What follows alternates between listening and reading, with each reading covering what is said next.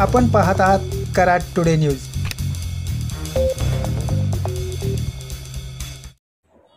कराड शहर व परिसरातून चोरीस व घाळ झालेले 26 मोबाईलचा शोध लावण्यात कराड शहर गुन्हे प्रकटीकरण शाखा व शहर पोलिसांना यश आले आहे। वरिष्ठांच्या मार्गदर्शनाखाली पोलीस निरीक्षक के.एम. पाटील यांनी गुन्हे प्रकटीकरण शाखेचे पोलीस कॉन्स्टेबल संग्राम पाटील यांना गहाळ व चोरीस गेलेल्या मोबाईलचा तात्काळ छडा लावण्याच्या सूचना दिल्या होत्या।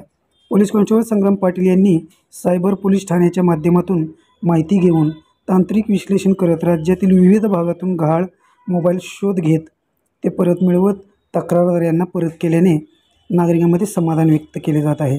5 लाख रुपये किमतीचे हे 26 मोबाईल आज तक्रारदारांना परत करण्यात आले।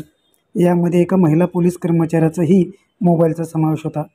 वरिष्ठांच्या मार्गदर्शनाखाली पोलीस हवालदार शशिकांत काळे, अमित पवार, अशोक वाडकर, अनिल स्वामी, मुकेश मोरे, अमोल देशमुख, महेश पवार, आनंद जाधव, सांडगे, कोरडे, मोमीन, पठाण, सुखदेव यांनी सदरची कामगिरी केली आहे।